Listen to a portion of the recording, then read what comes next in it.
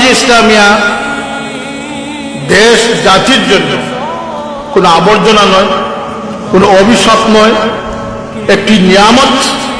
তালামিজ ইসলামিয়া এমন একটি ছাত্র সংগঠন যেখানে দেশপ্রেম রয়েছে, যেখানে সুশৃঙ্খলতা রয়েছে, আদব রয়েছে, আখলাক রয়েছে, আল্লাহ রসুলের প্রেম এশক মহব্বত রয়েছে, এবং এখানে দেশপ্রেম রয়েছে, সুশৃঙ্খল জাতি গঠনের তাগিদ রয়েছে। এই সার্বিকভাবে তালামিজ ইসলামিয়া অতুলনীয় একটি ছাত্র সংগঠন। সেটি আমি দায়িত্বহীন কণ্ঠে বলতেছি। আমি সেই বলেছিলাম যে আমি মিথ্যা বলার সুযোগ নাই, মিথ্যা বলার অভ্যাস নাই।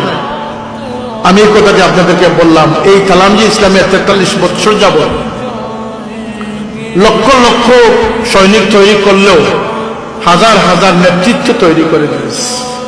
আমার সাথে একজন নেতাও দ্বিমত পোষণ করবেন না যে কথায় কাজে আমাদের মিল নেই।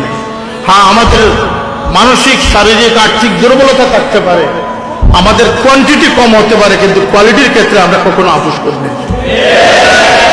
এই দৃষ্টিভঙ্গি আপনাদের মাথায় নিয়ে এখান থেকে উঠে যেতে হবে। আমরা আপনাদের রাজপথে মিছিলের চাই না।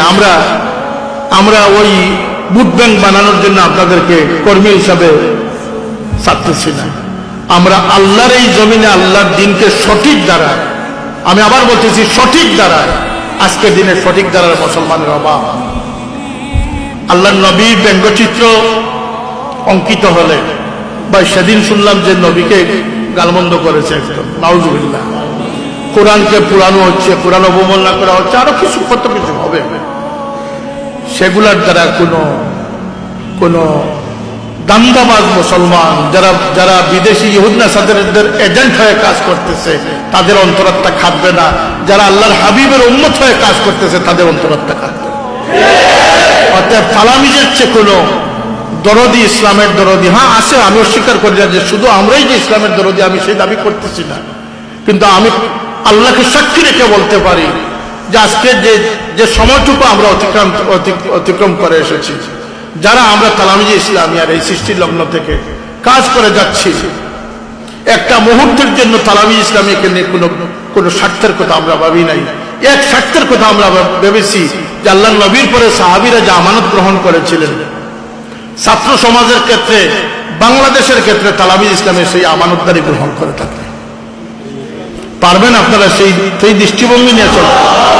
আপনাদের শিক্ষাঙ্গনে শিক্ষা নেই, ফাইজলামি আছে, ফালতুনি আছে, সেখানে শিক্ষার পরিবেশ ফিরিয়ে আনো। নীতিগতভাবে আদবি হয়ে সেখানে আন্দোলন করে শিক্ষার পরিবেশ ফিরিয়ে আনে। যেখানে নামাজের কক্ষ নাই, সেখানে নামাজের কক্ষ নিয়ে আন্দোলন করেন। এবং যেখানে হয়তো সিলেবাস নিয়ে আসা হবে, সেখানে সিলেবাসের বিরুদ্ধে চর্চা করেন।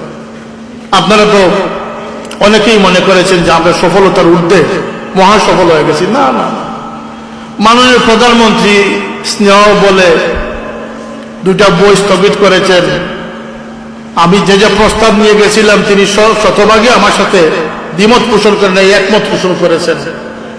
কিন্তু তার সেই একমত পোষণ, তার সেই নির্দেশনা এখনো বাস্তব ক্ষেত্রে গিয়ে এখনো বাস্তবায়িত হয় নাই। এদেশে যতদিন পর্যন্ত আলিম ওলামাদের সমন্বয়ে, দিনদার দেশপ্রেমিকের সমন্বয়ে সিলেবাস তৈরি কমিটি না হয়েছে, আমরা কোনো বিদেশি এজেন্টদের হাতে সিলেবাসের দায়িত্ব দিতে পারি না। সেই আলিম ওলামাদের নাম আমরা দিয়ে রেখেছি। তাদের দ্বারাই, যারা যে বিষয়ে অভিজ্ঞ, তারাই সেই বিষয়ে কাজ করবে। মাদ্রাসা নিয়ে কথা বলার অধিকার কোন জামিতি এবং এল জাবরার লোক তার উপরে বর্তায় না। মাদ্রাসা সম্পর্কে তারাই চিন্তা করবে যারা মাদ্রাসা সম্পর্কে জানে। এটি অত্যন্ত পরিষ্কার ব্যাপার, সেটা হয় নাই।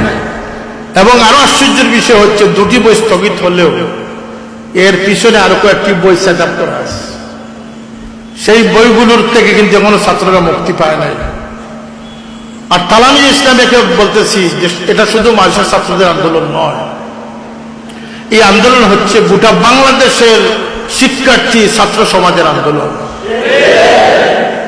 একটি ইউনিভার্সিটিতে যদি কোনো অপাঠ্য এসে যায়, তার বিরুদ্ধের জন্য তালামিজ ইসলামী আন্দোলন করতে রাজি আছে না? আছে না?